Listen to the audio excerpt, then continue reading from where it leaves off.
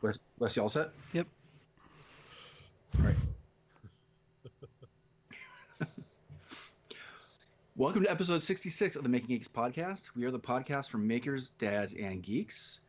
And today, on this somewhat special episode, we have Mr. Josh Bryce. Hi, everybody. Mr. Mark O'Keefe. What's going on? Mr. Wes Wayne. Hey, guys. And I am Sean Jolliker. What's up, Sean? Just hanging in there. So today's episode is very different, especially because we've made it a point in the past to stay away from anything that is related to politics, any of those topics that usually get people going on social media. But given light of recent events, we kind of felt that, we wanted to maybe chime in a little bit with, the topic and all the varying perspectives that we have, and actually some, experience in some of these issues among the four of us. So that's what we're going to try to tackle today in some fashion. Now the question is, who wants to go first? We know who's going last. Most experienced is going last. I don't know. All right, I'll kick it off because someone's got to kick it off. I am going to preface this by saying I don't think we should. I don't think anyone should not be able to own a gun. I do believe that anyone who says everyone has a right to own a gun is bat crap crazy.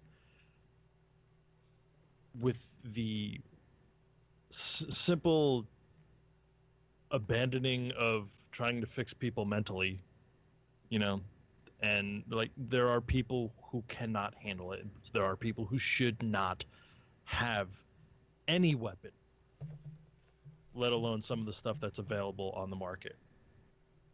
And the arguments behind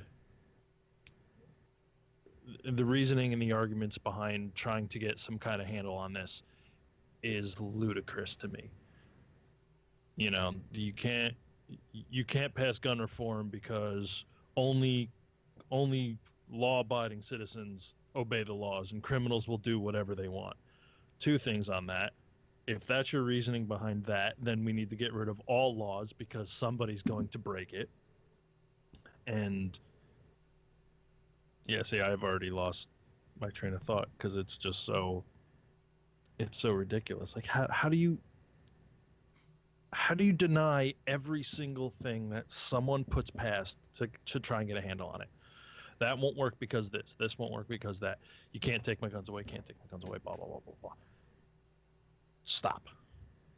There's no we have reached the point of idiocy here. And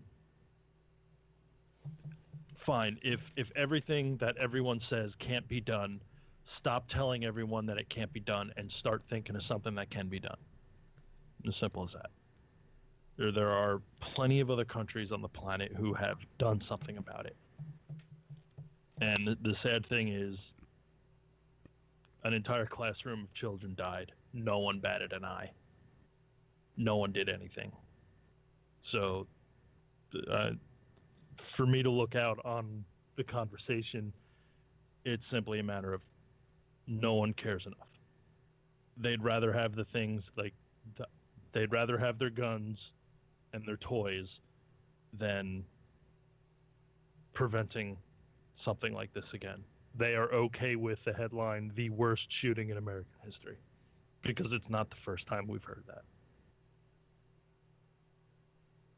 And I can chime in with more later, but it's just, I don't get it.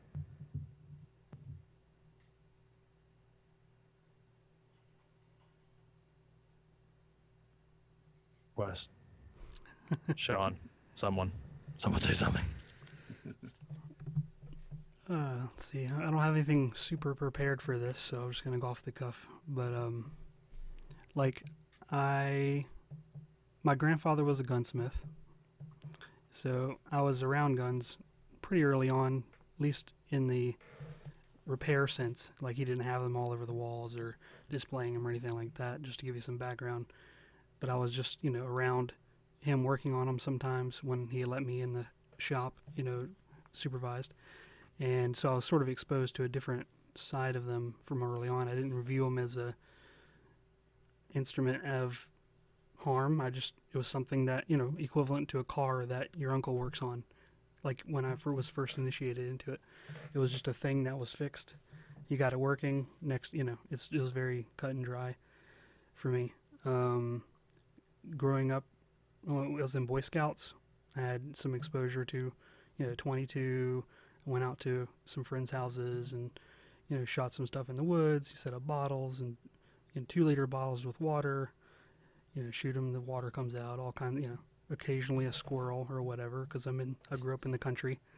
So it's not, it's nothing beyond what you consider like, a teenage boy to do within reason. Then in the Navy, as you guys know, when I went into boot camp, I was handed a machine gun with a laser on it to do my training for boot camp. So I didn't actually fire around in the Navy boot camp, which was kind of weird. So that basically summarizes a lot of my experience. I don't have a lot of experience, but I don't know. I'm moderate when it comes to a lot of political issues, and I don't know, the gun thing. I think people should have them. For whatever reason they feel is necessary, whether it be sporting or hunting. I know plenty of families that do hunt for food, and that sort of thing. When I go out to Wyoming, my wife and I enjoy shooting guns that we don't have access to at my friend's, parents' house, and kind of with limited, skeet shooting or setting up explosive targets, different little things. It's kind of a fun thing to do, but that's basically where the interest kind of ends for me. Especially with all the shootings, like you said, it's sort of hard to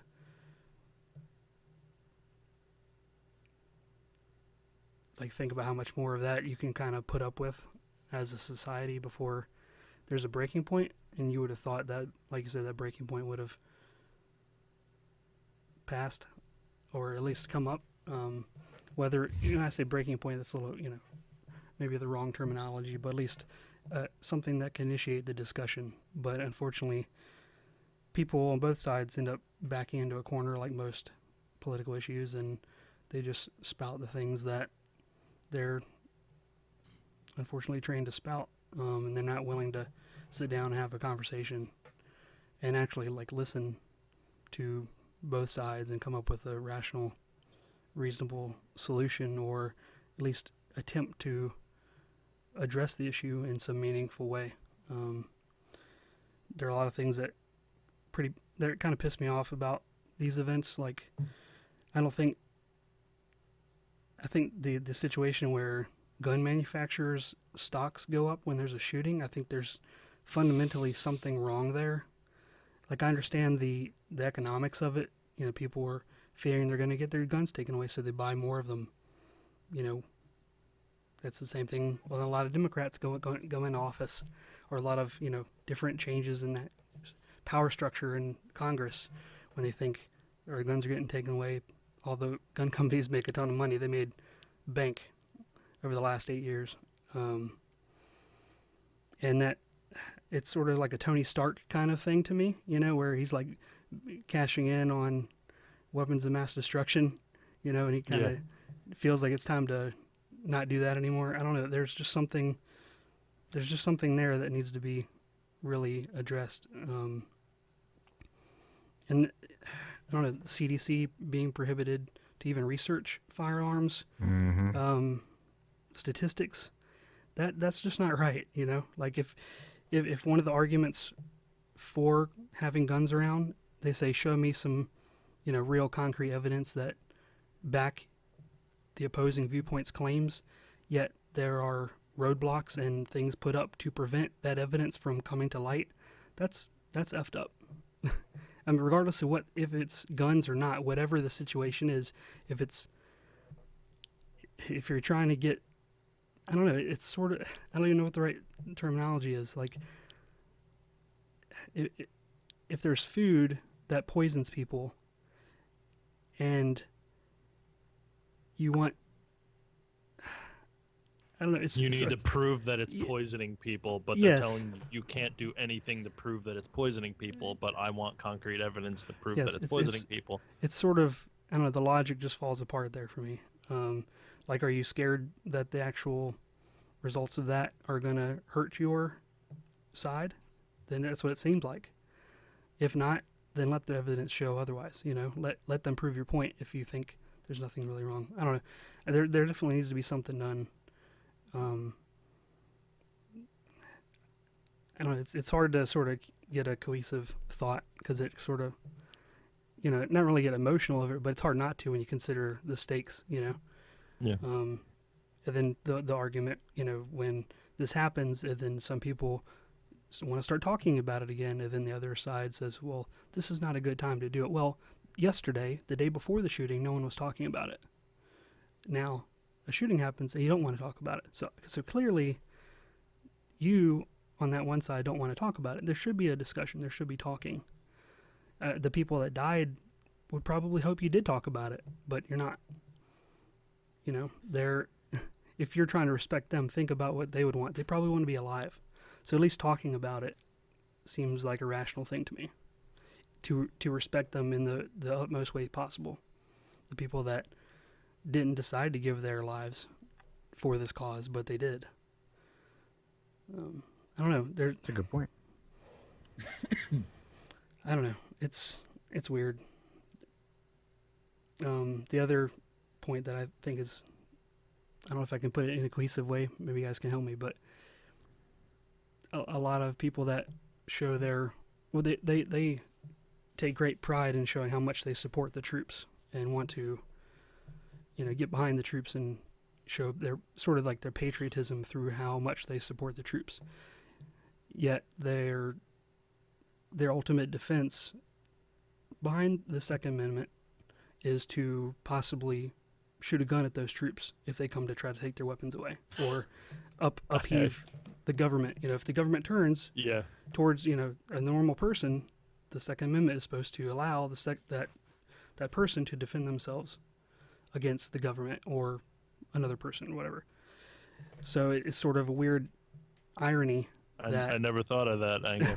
it's just a weird irony that they're so go hoorah troops, but then really if they're hoorah guns and want, you know, take that side, then they're essentially saying they want to you know, they're willing to shoot a troop. Yeah. Or a sailor or whatever. I don't know. It's hard to explain that in a weird way, or in a way that makes sense. But hopefully that gets across. It's just I don't think that it necessarily shouldn't be there, but because I'm sort of like a purist when it comes to like the constitutional stuff. Like if you're gonna go by what it says, like go by what it says. But there are rules in place to allow revisiting things that don't make sense anymore. And I think if they had, you know, super-powered muskets that could mow down 2,000 people, and, you know, this is obviously an exaggeration, but to do the amount of damage that an equivalent weapon can do now to a person, they might have worded it a bit differently. Or, you know, did they legislate against people having cannons back then? Were you allowed to have a cannon? Was that considered just a regular firearm? Because that's the equivalent of what a current firearm can do. You know, then, you know, that's kind of like the way I think of it. So there at least needs to be a conversation. You know, let's at least talk about this. Put some sort of restriction, or consider what an allowable firearm in today's situation is. At least talk about it. You know. That's all I got. I think I'm over my 5 minutes, but thanks. My rambling is done. All right. So I guess that means it's my turn. Yeah. All right. I'll try to be brief and to the point as much as possible. It feels weird to even talk about this publicly, since I try to refrain from any sort of political debate on social media, and this is somewhat of our public forum. So I don't know why, but This one hit me harder. This one being the shooting in Vegas, and maybe it's because I have family and friends there. I don't know. But you think with all the school shooting incidents like Sandy Hook or the San Bernardino incident that happened just a couple miles away from me would have had a bigger impact. But they didn't. It's this one. Maybe it's age, maybe it's worrying more about my kids' future that's influencing it. I almost feel more compelled to speak because the endless self-serving arguments and third grade logic people are trying to use, just so that their preferences and way of life aren't impacted. At least that's the way it seems. So what makes it so tough is that there are really good arguments and strong arguments on both sides of the fence. And unless we can remove some of the emotion from these arguments, it's really difficult to see what the real issues are that have to be corrected. And I think we need to approach this entire issue from the standpoint of what kind of world do I want to live in? Do I want to live in a world where everybody potentially has a gun and at any moment can turn into a shootout because we are all emotionally driven and often irrational people? I know that's unlikely to happen, but that's the way it'll feel, especially where I live in Southern California, because our gun culture here is based on Hollywood. We don't have a real gun culture that might exist in, maybe the South or different parts of the United States, where there's a little bit more of a real training and integrated into society that way. I think there might be a difference, and that's where I kind of look forward to hearing more about, from you guys. Um, I know that some people believe that we'd be safer if everybody carried a gun. There's been well documented situations where robbers and other acts of violence have been stopped because somebody was carrying a gun. I just don't want to live. I don't know if I want to live in that world. If I always want to live with that kind of anticipation. Um, but I think we also need more research on that to see if that really is um, viable. The couple accounts where that's happened, I don't know if it's a fluke or if that's actually something that is viable for a solution. I don't know. Even as the what was it the proposal to have teachers be armed. No Hmm. idea. I don't know if there's any validity in that. It seems kind of weird, but I'm not the one to say. I haven't done the research. I really don't know.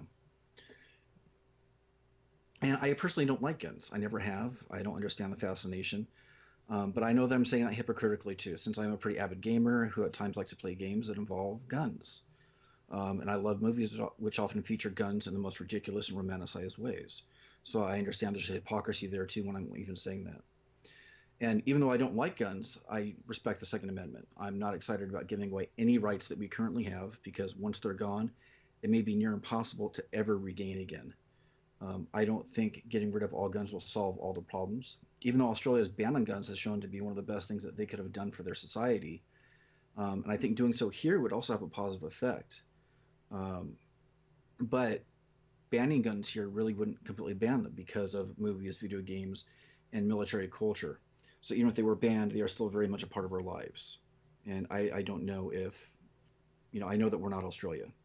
I know we may not accept it the same way, but I think that there has to be something done. I just don't know exactly what.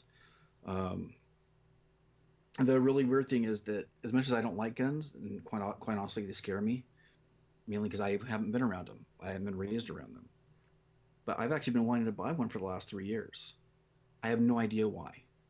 Maybe I'm buying into the hype and the scare thing that Wes was referring to earlier.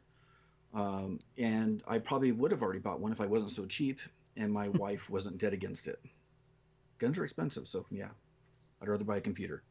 Um, so a couple things that I think that we need to look at as a society is that we should all want what is the best for each other. Ideally, we should have the right to decide these issues for ourselves, but society has constantly demonstrated that we are not capable of doing so. This is exactly why we have seatbelt laws, mandated car insurance, mandated public education, and all other laws that are kind of enacted by our government to try to maintain a civilized society in the 21st century. You need a license to drive, you need a special credential to be a teacher, you need to pass a board certified test to be a physician, but the requirements are far more laxed with what is needed to own a device that has a primary function of intimidating and killing. Killing people, hurting people is easy. It'd be nice if we had more investment into, and I understand this is, kind of almost like fantasy land, but more investment into how to teach, help, and heal. Maybe it's the liberal nature of where I live in Southern California. Who knows? But I think that something has to be done. I'm not the right one to say what, because I don't know what that solution is. I think that we need to look at a lot more of the data of what's actually causing this and see what would be the best way to kind of, make some sort of progress on the overall topic. And I think, Wes, you already kind of, made reference to that, which, it seems like data is being held back for some reason, or it doesn't want to be exposed. I'm not really sure why. I would think that even big corporations would want something done, like insurance companies. They get all up in arms about some things. Well, why not this? You think about all the insurance claims that we find. I mean, you look at it from a business perspective, from societal perspective. There should be a bigger push to actually solve this problem. And I don't think there has been. It's the same arguments I've been hearing since Columbine, because I think that was probably the first real pivotal, at least to my memory, that kind of started a lot of this. So kind of at a loss here. I probably haven't pushed the conversation that much more forward, but that's what I got. So, do you want to pause and try to get Mark back in here? I'm not sure what he's doing. Yeah, let me see. He said he lost internet. Okay. My phone's in the other room, so I can't look at it to see what he said. It doesn't look like he's on. He said he just lost all internet. I'll message him. We can at least do your part, Josh, since he doesn't have to talk during that component. Then we can wait after that if we need to. Yeah. He'll be able to listen with the rest of the audience. Right. Or we can wait if you want. Wait a little bit longer. I don't know. It's up to you. It doesn't matter. Let me fix the video then, because like when a person drops out, like their picture moves out of the frame in the video recording. So I'm gonna stop that or edit. Let's see if I can edit it while it's going. Mark just said he's rebooting everything. Okay. That was really eloquent, Sean. Yeah. Thanks. I'm probably the most inexperienced. Yeah. I'm probably the most inexperienced in all of this, and it's really easy to identify all the problems, which is basically what I did. But I have nothing to say as far as a solution. I mean, and why would I? I'm not an expert on any of these things, which most other people isn't either. So, but that in itself is very, it's a very respectful and responsible, opinion to take. That a lot of people are able to spout off with what the solution is when they have no real experience in the problem in the first place. So, you made a lot of really good points, and I appreciated how you pointed out your own hypocrisy, because this is a very imbalanced one way or the other, and at times seesaw kind of topic. As I was writing it, I realized that how hypocritical it is, and it has to be addressed because it is so ingrained in all of our entertainment. And it's funny because the stupid thing that came up on social media like a day or so after, like, oh, it's a good thing he didn't have a silencer. And then I know that a silencer does not, from what I've read or whatever, it spreads the sound. It doesn't really. It's not like in the movies. No, it kind of is. A silencer sounds like what it sounds like in the movies. Okay, you just said something completely different than what everybody else has said then. It sounds like a tick, tick, tick, tick, tick. It doesn't go bang, bang, bang. But isn't it still pretty loud? Where if you were to shoot a gun, your ears would ring. It would be so loud, your ears would be ringing. You shoot a silencer, you don't have to wear ear protection at all. Isn't it still pretty distinguishable as a shot, though? I mean, is it still pretty loud? Yeah, but if it was from that far away, you wouldn't have been able to hear it. Okay, fair enough. Even with that type of gun, that caliber? He had I don't really know what he had. I think he had an AR-15 bump stock, right? So that round is a 223 millimeters. 223 or is that a caliber? No, it's millimeters. Yeah, I mean the silencer issue. What is the intent of a silencer? Just so they couldn't find where he's shooting. Is that what you're saying, Sean? Yeah, that's what I'm saying. Like why? Yeah. Why does? And it goes back to set like the smoke alarms off. Tell me what I need. Like, okay, well, somebody already is telling you that you can't have a machine gun unless you have a Class 3 firearms license, which is super difficult to get. So that already exists. Some silencers in some states you have to have a Class 3 firearms license to get, which is a couple $1,000s and a many months wait and a much more in-depth background check, because somebody along the way has determined that you don't need a freaking machine gun, and that's the norm. And up till President George W. Bush, there was a ban on assault rifles to begin with. Like President Clinton signed it into law. Yeah, the whole AK-47 thing, yeah. Well, it was the AR-15s as well, or the M16s. Like, you couldn't buy one of those because there was a ban on it, the Brady Bill. So now that ban was lifted, everybody's like, oh, those things are badass looking, and I want to look hardcore, or I was in the military, and this is what I shot all the time, and I'm used to it, so I go out and buy one. And West, just like you're saying, somebody gets shot, somebody starts saying ban, and not only are... See, I'm getting worked up. All right. Yeah. Not only are, like, the gun manufacturers... But, Sean, it's people like you that are like, I think I need to get a gun because I need to be safe, and so you're going to go out and buy something, and you don't know how to use it. Yep. So you are now more dangerous than you were beforehand because you are an uneducated, like, ignorant, in the true sense of being ignorant, armed person in the world. Absolutely. And that's dangerous. Josh, you want to just kind of start because you're going to get rolling here and it's going to be hard to cut. I'm going to get worked up. I'm trying not to get worked up, one way or the other. Well, why don't you go ahead and start then, because I think what you're saying is good. I don't remember what I said. Well, good. Then you can start fresh here. Oh, good. All right, you want to lead me in, or you just want me to start talking? You want me to just hand it off to you? Yeah, if you want to, or do you want me to start talking? If it makes sense in the edit, yeah. Okay. Oh, Mark's back on. Wait. You're ready to go. I'm just kidding. Wait. Are you gonna add him? You want me to add him? I got him. Okay. Hey, buddy. We all went. We already finished, so you're good. Okay. Oh my God! What Josh said was profound.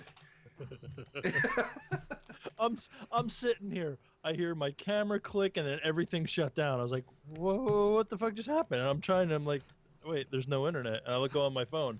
There's no. What the hell just happened? You should call your cable guy. Yeah, right. I solved the gun issue. Done. I wanted to go last because I had the answer. Nice. Okay, I'm ready here. Was it 42? Yeah, 42. Yep. In a row. In a row. All right, so we're gonna let Josh kind of take it home here. All right, so I asked to go last because I have a unique perspective on the topic of gun control and gun issues because I was in the Army. I've shot just about every gun that you can think exists. I was an armorer. I was an aerial gunner. I worked with special forces units. So shooting guns is fun. So it's for those of you who are wondering who think they're just useless big death boxes. I mean, if you haven't shot one before, they're really pretty fun. It goes bang. So there's one unique perspective. I think the tragedy that happened in Las Vegas and that happened in Orlando and Sandy Hook and in England and in Belgium and in Spain and in everywhere else, like, these are absolute tragedies. Absolutely. And for one person to believe in something so much that they're willing to take somebody else's life, I think is absolute garbage. That I think at the heart of all this, it's one person or a group of people completely dehumanizing another group. And I'm guilty of doing that. I served in the military and I was in Iraq. It was very commonplace to dehumanize the local people because it made it easier for you to be able to act a certain way. And so I think when one person or whoever these groups of people, like you talked about Columbine, for those two guys to be bullied in such a way where they no longer saw their peers as human beings or students, they just saw them as these evil things that they wanted to destroy. And it's terrible. It's absolutely terrible as a society, but I don't think there's one broad sweeping thing, or there's no magic wand that, just tells us that we just need to be happy and better to our fellow human being, unless you have, strong religious belief that tells you to do so, or just an intestinal fortitude where you understand that your views are yours and others are others, and your problems in life shouldn't extend past your immediate, understanding of things. As far as the gun issue, trying to take something from all three of you guys, because I've been sitting here kind of thinking. So Mark, like you're talking about with certain people just not being able to have certain kind of guns, right? That exists. That happens. You need a Class 3 firearms license, which is extremely difficult to get to own machine guns in this country. That's a norm. I know there are a lot of people that think that that's crap because shooting machine guns is fun. It really is. It's super neat. But if you really want that in life, if you want that to happen, if you want that to be a normal part of your life, then you should have to go through the steps to make that happen, because it is dangerous. It's extremely dangerous. And if not controlled properly, then terrible things can happen. So right now, with current gun legislation, you have to have a Class 3 firearms license in some states to even have a silencer. I know that silencers were brought up at a certain point during this whole conversation. So to say that, like, any kind of gun regulation is bad and it's an attack on the Second Amendment, and it kind of, Wes, like you're talking about with the musket versus the cannon conversation. Like, yes, that's on the books. That happens. So is that where it should stay? People with certain mental disabilities or criminal backgrounds or things like that. Like, I own 3 guns. I own a pistol, I own a shotgun, and then I own an old, like, single shot 22 caliber, like, rifle that I inherited from my grandfather. To say that one of those is better or less effective or less scary or less of a gun than the other is completely ridiculous. That you can do just as much damage with a 22 as you can with anything else. All of them need to, they demand the same amount of respect. The other 2 I purchased from a gun store. One I purchased from, like, a sporting goods store. I filled out a piece of paper. Guy walked back to the back in 10 minutes, right about 10 minutes, swiped my debit card, and out I walked with a shotgun. And I think I actually walked out with a shotgun and some shells. But he had to walk me, I believe he had to walk me out of the store, and he had to hand it to me out of the store, which I thought was really stupid. It's like, once I passed through those sliding glass doors, like, I was no longer a threat. It must have been like store policy. Yeah. It's not a moral or legal issue. It's an insurance issue from that company. Mm-hmm. So their logic is super flawed and stupid. It's not that, oh, we want to make sure you don't hurt or kill anybody. Is that we want to make sure you don't hurt or kill anybody on our property, and therefore we don't have to pay out insurance rights to these random customers.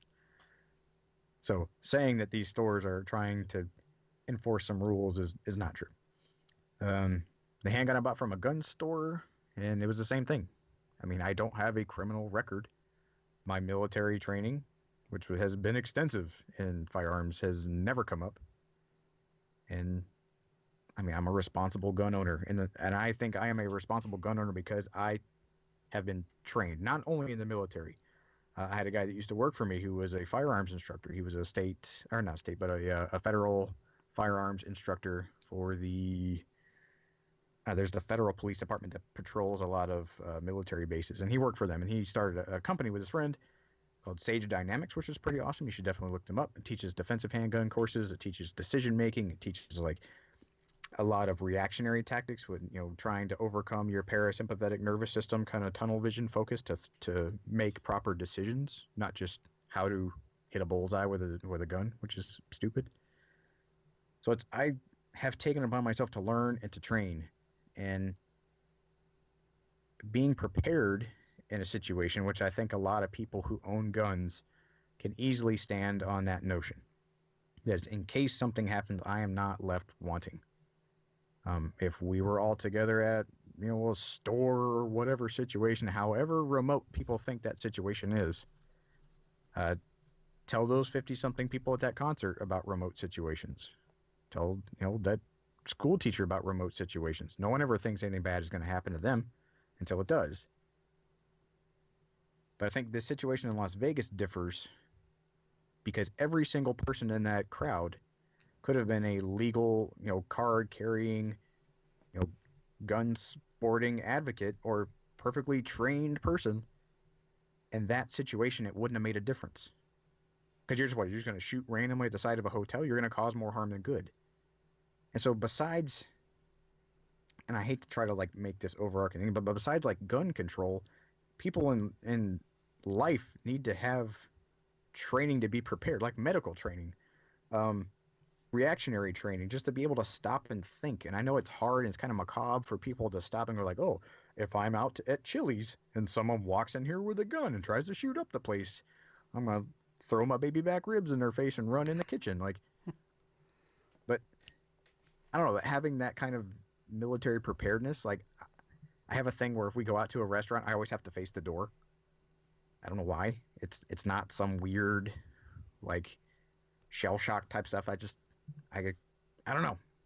I got to know what's going on.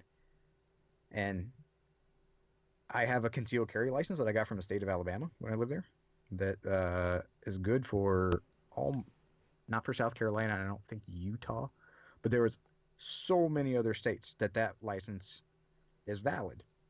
But when I got it, I paid the lady at the sheriff's office $20. I filled out half a piece of paper, and in 3 minutes, I got my concealed carry permit.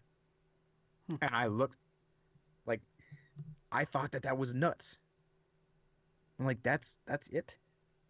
Even with military background, like Wes, you and I, in their eyes, with military experience, have the same amount of experience. Like, I'm a combat veteran. I have fired a weapon in anger. I have been shot at by people who were angrier than I was. It's not the same. And but maybe you didn't hear me. I shot a laser gun. That's cool. That's super cool. And I'm not trying to put down what other people have done. I'm just saying that when someone says like, oh, they have military experience, that makes them perfectly capable of making correct decisions to be able to properly handle a firearm, to be able to justify owning all these crazy contraptions that you can put on it, like bump stocks. Bump stocks should be freaking illegal. Okay? I'm sorry. And anybody who's in the military that owns it, all right, if you're not familiar with a bump stock, is what apparently this guy had. So an AR-15 or like an M16 or M4, there's the trigger, and the little handle that you grab with the trigger, and the stock is the piece you put against your shoulder. Well, there's a buffer spring in there, so every time the gun fires, that buffer spring absorbs some of the shock. Well, there's these modified ones that can prevent the bolt from coming back and catching every single time. And so it's kind of on like a rapid fire where you pull the trigger to a certain degree and it will just continuously shoot like it is an automatic weapon. But you can buy that. You can buy that right now. So you're circumventing that Class 3 license mandate by turning a semi-automatic, which just, in all these scary terms, semi-automatic means you pull trigger, bullet shoots, you pull trigger, bullet shoots. Automatic means you pull trigger, all bullets shoot. So there's a commercial product that's available to circumvent that very law that exists right now, which should be illegal, which is garbage. Not saying that if this guy didn't have that, it wouldn't have been any less deadly. That's not the point. But the point is there are things that you can buy at gun stores that are purposely out to make your experience cooler, but you're not really breaking the law. Like, you pretty much are. You're skirting a law. But I think just because people pass background checks, and I had no reason to fail a background check. I've been trained. I've met all these criteria that, you know, depending on the state, you have to go through concealed carry classes, which I've never attended one, but I think the training that I've done, I know goes above and beyond. But it's something does not sit right with me as a combat experienced veteran who knows and owns, who I've sold a gun to somebody. Like, I get the background check argument. It needs to be, not an argument, the conversation needs to be had. When you go to a gun show,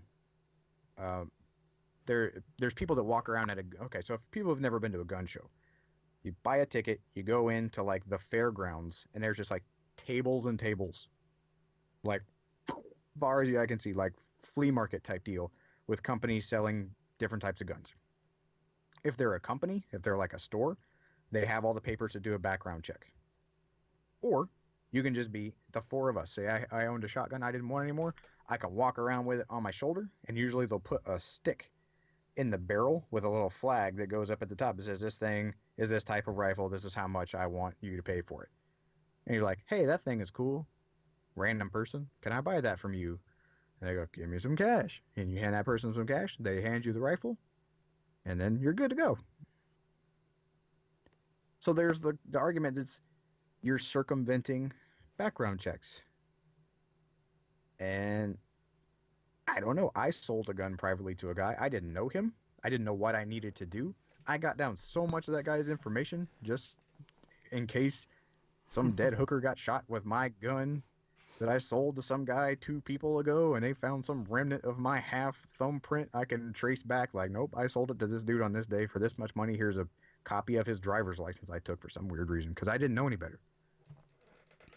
But you're right, Wes. That conversation needs to be had, and there are lobby groups that will absolutely prevent these things from happening, and it's garbage.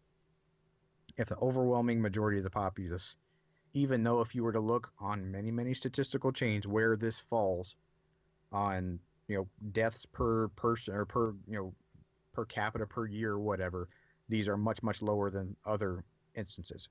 Understood. That's irrelevant. If a single baby got their arm stuck in a crib because of a latch that fell, there's a recall. One person died from Four Loko, and it was immediately regulated. You mentioned seatbelts, Sean. Same way. Seatbelts affect me and me alone. You can easily write me a ticket because of something that has zero effect on anybody else on this planet. But the conversation about a gun, it's not had. Because, like you mentioned, it is a balance that constantly teeters back and forth depending on which side you choose to see. And Sean, I really, really, really respect your statement because you admit that it is a bit hypocritical and that there is no answer. And there's people that go, these guns killed a whole bunch of people. And then there's the group that goes, no, it didn't. That guy killed a bunch of people. Which is that. I never understood that argument. If I had a knife, I couldn't kill that many people. If I had a gun, I can do it easily. Okay. I have a gun right over there. It has not killed a single person. It takes a bad person to do a bad thing. Yes. And that's not saying that I can't get into on the bridge in London, a guy took a car and mowed down a bunch of people. That douchebag in Charlottesville took his Camaro and mowed down a bunch of people, right? So it's not the conduit. I don't really like how people like to cartoonize that thing. It's like, you don't blame the fork for someone being fat. But that's my main gripe with that argument, that it actually leads to too many fallacies. The point you're making is valid, but the comparison that people usually end up making as a result of it is really, really faulty logic. It stops that conversation because someone is so impervious to getting over that really dumb fallacy. Yeah. Got that. But that person did bad. And it's the same logic. It's like, well, President Obama's trying to take away my gun, surrounded by a bunch of people who were armed. Where you can make that thing, but on a certain level, there's a little bit of truth to that in people's eyes. That they are preparing either in their mind for some government to take over their world and put them in some type of oppression that they're never comfortable with, and they're going to kick down their door and take their guns. Whatever, man. I don't know if that's ever going to happen. I live in an RV, so catch me if you can. But there are people that honestly believe this.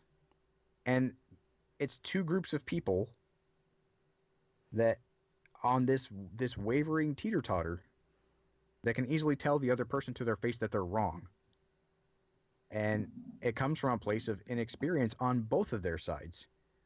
The group that, from my cold dead hands group that's now going to buy their 10th or 11th AR-15 because they think that they're going to be outlawed has never probably looked into the face of someone whose child was accidentally shot. Or whose brother or sister was shot in some type of crowd, or a bystander in some type of coworker shooting, or what have you. And they can't stop and humanize that other person in their situation to empathetically or sympathetically listen And it's a damn shame that there are examples of a legally armed person stopping, a bad guy from doing things and saving people's lives. Well, that's never on the news. It is on the news. And then there's the times where some asshat is going to live out their deranged lifestyle and take it out on completely innocent people. Those two people are going to be justified.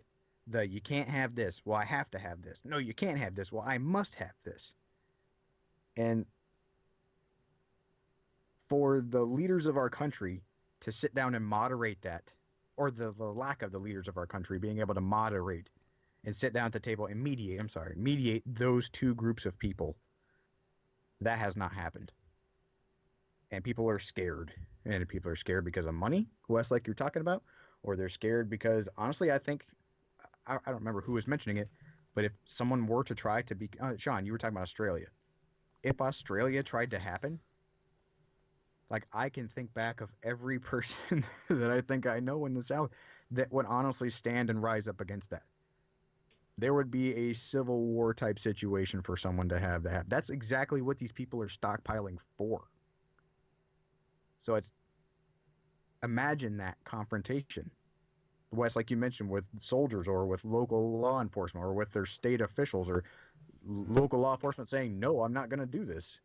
Like, the social breakdown that would happen fundamentally if that scenario were to rise, right? So I think that's, in that particular situation, I don't think that's going to happen because there's too many people that are too scared to even mention those types of scenarios. But I think it is strangely, and for me, with all the experience that I have and the experience that I've had in actual combat situations, it is extremely strange and actually uncomfortable how easy it is for me to get a weapon that I served in the military with and just bring it home. And that bump stock issue, well, I was the armor in the military. It was absolutely forbidden, like as illegal as one could get in the military, to modify a weapon in any capacity. But in the military, but yet I can go off base, I can buy that exact same gun, and I can walk around the corner and I can buy a bump stock and I can immediately modify that weapon. This military grade stuff that people like to, yeah. So there's some level of hypocrisy there. But I feel it was way too easy for me to get a concealed carry license, even though I was a legitimately trained and understood and responsible gun owner. And Sean, like you mentioned, like you wanted to go get a gun because you're now in this kind of fear state.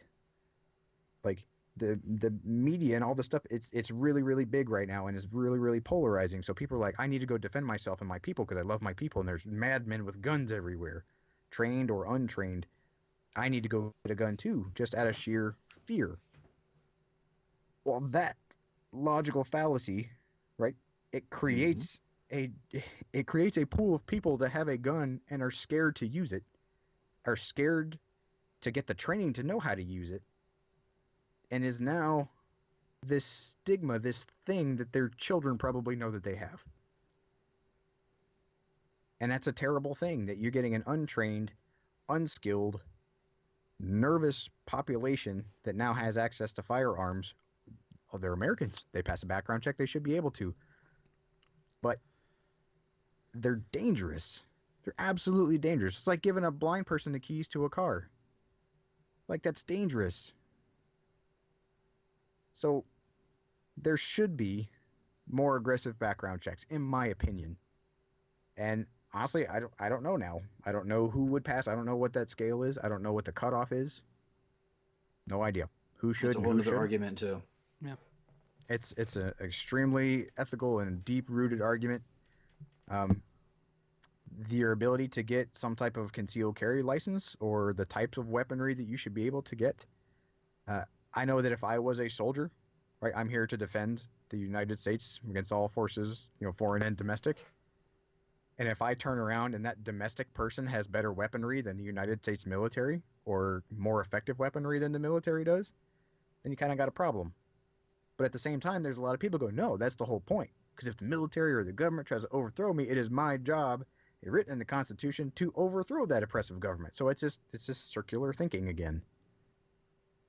But right, you bring up the background check, so then there's always a counter argument, like we all have said, that immediately stops the conversation instead of allowing it to continue. Like, that guy that shot up all those people, he did pass all these background checks. He did get, X number of them legally, and then that's where they want to stop their discussion.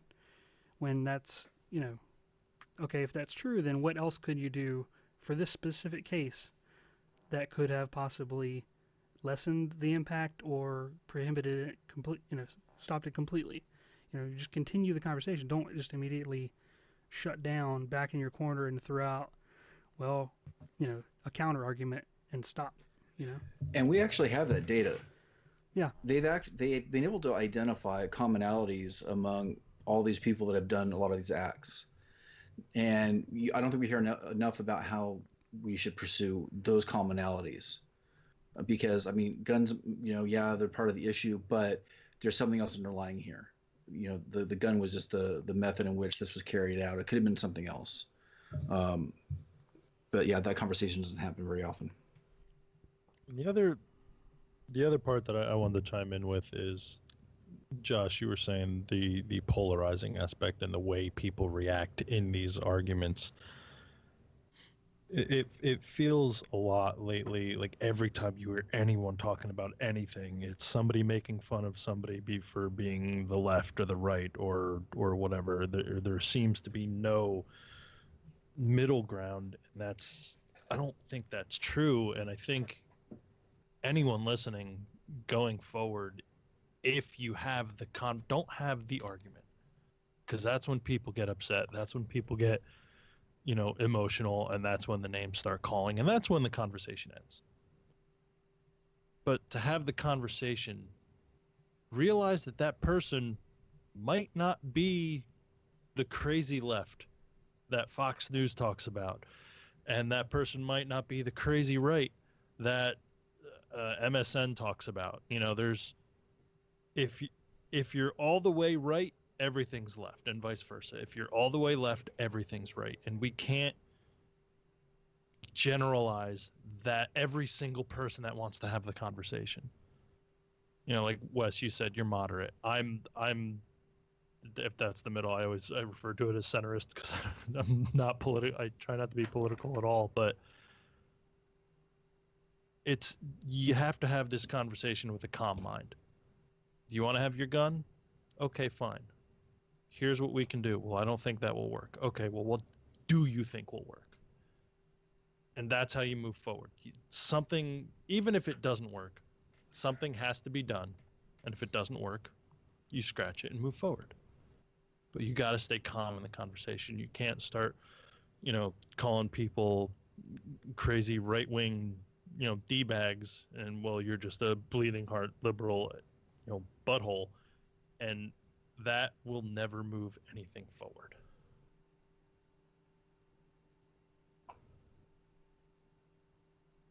Training. People need training. Yes. I got a license to drive a car because I proved to somebody that I know how to drive a car. There are standards in place to be able to do so, and I got a license to do it. So why can I not do the same thing with a gun? You want one? Great. Come get one. Prove you should own one. No. Just you can handle it. You can't word it like that. You can't prove. This is America. I don't have to prove to you that I have the right to. That's great. Prove you can handle it. You need to be sure that you are safe. You need to be sure that you know what you're doing. Well, that was and you can literally, I don't know, depending on the state. I know right now, if I wanted to go down the street and I wanted to buy I could probably go buy a gun by the time this podcast was over. Plus, including driving time. And would have been completely okay. Because I'm an American and I can. But it's Jeff Goldblum, right? You're too busy worried about you can, didn't think about if you should. Yes.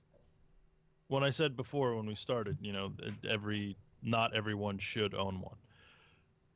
Like, I didn't know you did all that training, and that, like, I already thought you of the people that I know have guns, should be allowed to have a gun.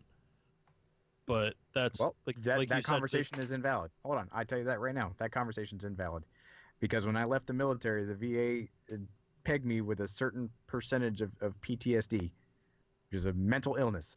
So I should not be allowed to have a gun in a lot of people's minds. But I know what I'm doing with that thing. I may be wording it wrong, but the point is, like, you've gone to the training, you know how to handle the guns, with the military, and you have a ridiculous amount of training behind a weapon. Most people I know with guns bought them and shoot them at piles of dirt, and now I know how to handle a gun. No, you don't. You know how to buy you know how to buy one and shoot one. That's not enough to own something that can take someone's life. And for those people that are listening that are gun range loving, awesome people that want to go train and they want to go practice and they want to go be proficient, that's great. But stop and look outside your world and tell me how many paper silhouetted shaped people there are standing directly in front of you at 25 meters. There's something terrible is happening. Tell me how many people are going to stand straight up and hold the brown hair girl hostage with the revolver like those goofy targets are. That stuff doesn't happen in real life. So when I say training, it's not just how many times can I pull a trigger and hit a bullseye. That's absolutely not it. There's so much more to being able to effectively use a weapon in the type of situation that we're talking about right now, in some defensive type situation, that you have to seek out training and instruction outside of the paper targeted little worlds. And like you're talking about shooting dirt clods on the hilltop, like that's not training. That's familiarization. And I can look at a car all day long and I can kick its tires and I can open its doors back and forth. I can turn the key on. And I can jump a curb and crash into a whole bunch of people because it's not the same. Being familiar with something and being trained on how to use it are two completely different topics. Now, I'll chime in with just one more thing here. And that's simply that we're at a point in time right now where starting last year, all schools in my area, in fact, I think it was probably most of California, I don't know about other states, that we no longer have fire drills at school. We have active shooter training on a school campus. That is a weird thing. And I went through the training with my students last year and talked them through it. And it was really weird seeing a lot of them get freaked out. And we have specific training, even as teachers, that we have to follow now because of studies that came back in a lot of these situations and how to actually prevent getting hurt. And we actually have specific instructions now to fight, to create weapons in the classroom if we ever had to against some assailant. That is a weird culture to live in right now. It feels really weird in that position. So I would love to see something done. I don't know what the right answer is for any of this stuff anymore. But something is definitely not right, and it seems to be getting worse.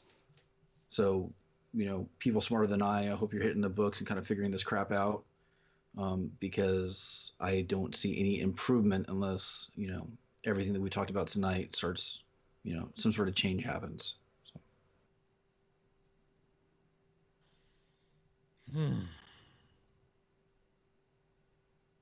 So what are you guys geeking out about this week? I was wondering if we just end it there or if we have to try to do anything else. I don't know if we can actually make that change right now. It's a hard segue to do anything fun after that. Yeah. I watched Blade Runner. I'm keeping this going. We have a structure to maintain. How was it? It was really awesome. It was really good. It made me want to go back and listen to everybody who told me I needed to watch the director's cut of the first one. Did you? You had never seen the first one, or you have? Yeah. Okay. I have. I just didn't see the director's cut. Okay. I didn't see the better, whatever. Visually, it looked a lot like the old one. Like when you're in these big buildings, everything was angular and it had these really solid color tones, and like the gritty streets of Los Angeles looked all raggedy, kind of like it did. Ryan Gosling did a great job as like ethically and like morally confusing as the first one was. Like, what does it mean to be a robot versus being a human? Like, this one gets into that even more. I thought it was great. So this movie may have saved this franchise for me because it was really good. You guys should go see it, and we should talk about it. I'm geeking out about two things. Well, I'm cautiously geeking out about one thing and geeking out about another. I'm slowly converting my collection of DVDs to digital so I can get rid of all the physical copies and not have them clutter up anything anymore. So I'm about 100 gigs in, and I think I have probably between 80 and 100 left. And I'm also cautiously geeking out about Pacific Rim 2.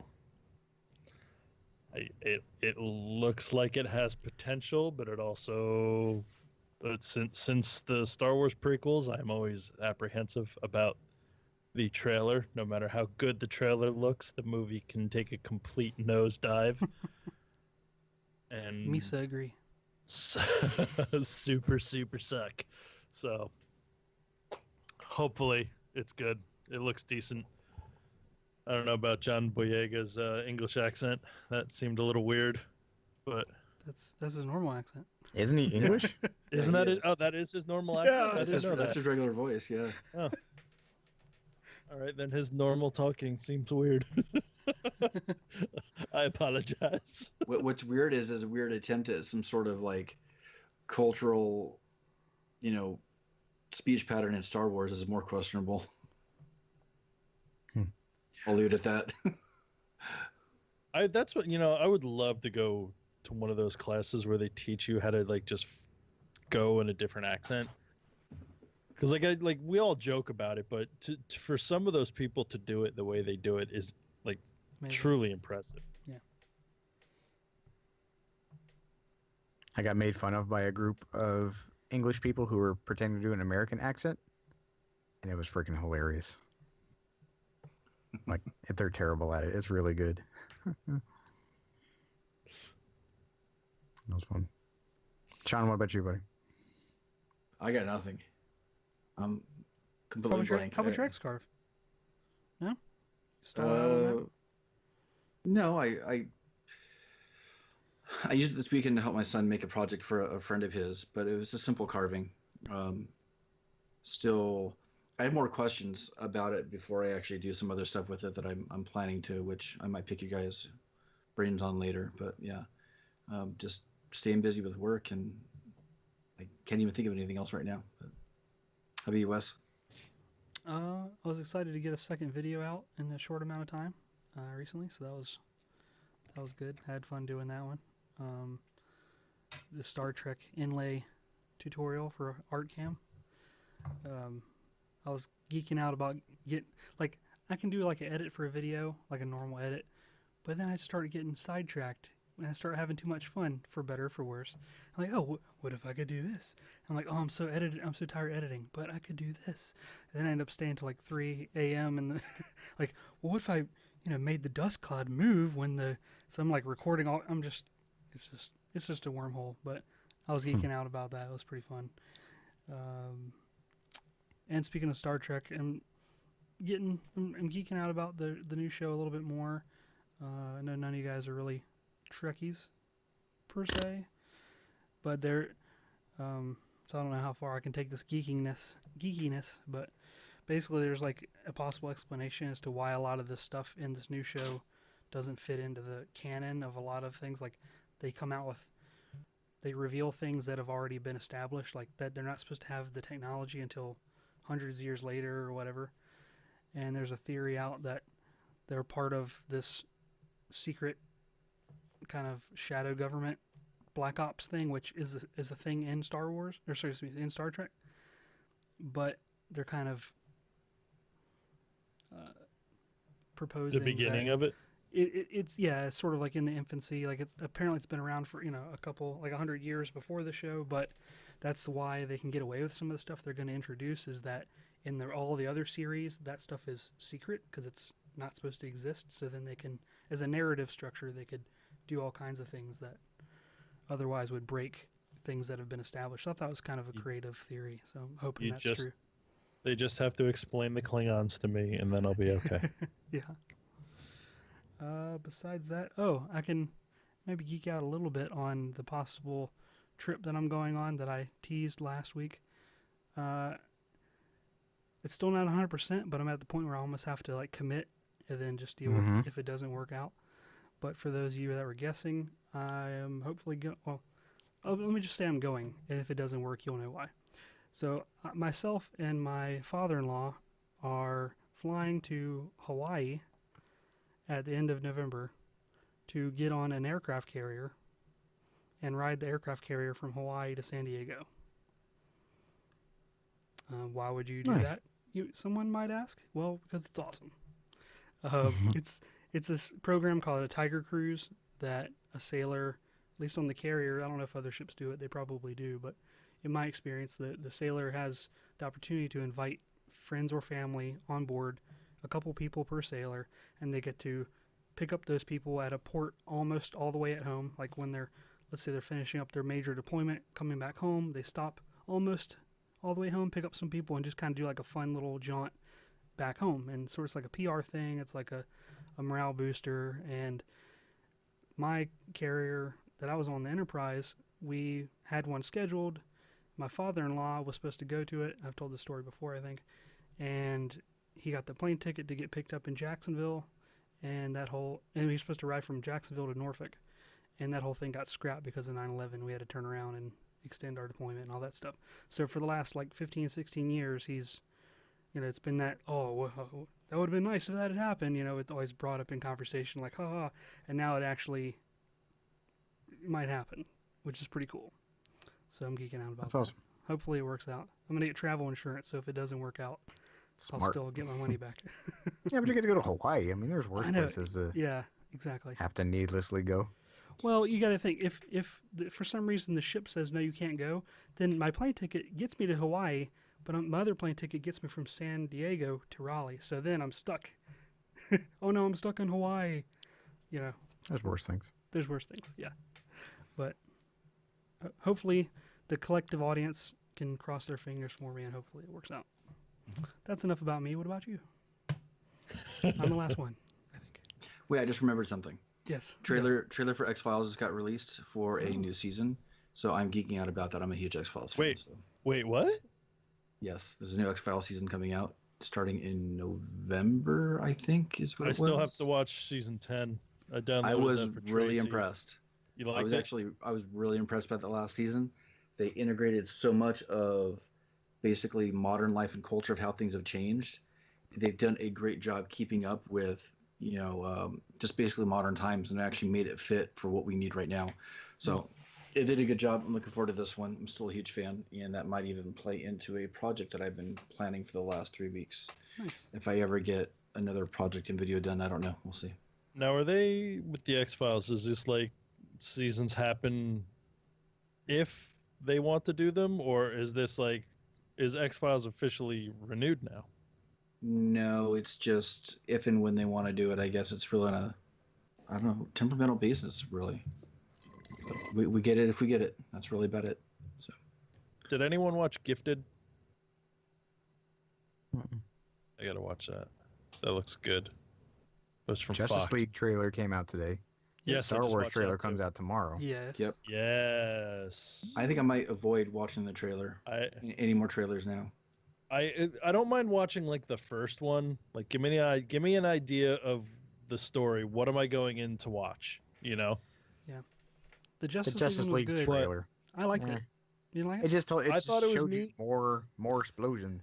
Yeah, but it added an element of hope. How do we put out a new Justice League trailer? Have Aquaman say "Yeah" again and again and again. True. Most of it, the little bits they had, the Superman bits at the beginning, I quite liked because that was cool. If it would have maintained that tone throughout, then okay, but it didn't. It looked like it went into like video game mode where I should have a controller. Yeah. You had me on the hook, and I went, "Oh yeah, this is a DC movie trailer fest. now." Yeah. Well, anyways, yep. I hope it Well, doesn't we would fail. love to hear from all of you. If you'd like to chime in, respond to anything that was said tonight. If you hated it because this is not why you listen to the show, we understand, but let us know. Go ahead and go to makinggeeks.com, check out the contact page, and drop us a line. Questions for the show, anything you want, just right there on the contact page. And on the homepage of the website, you can listen to all of our past episodes, look at all of our past guests, right there on makinggeeks.com. And you can find us on all of our social media pages, on Instagram, on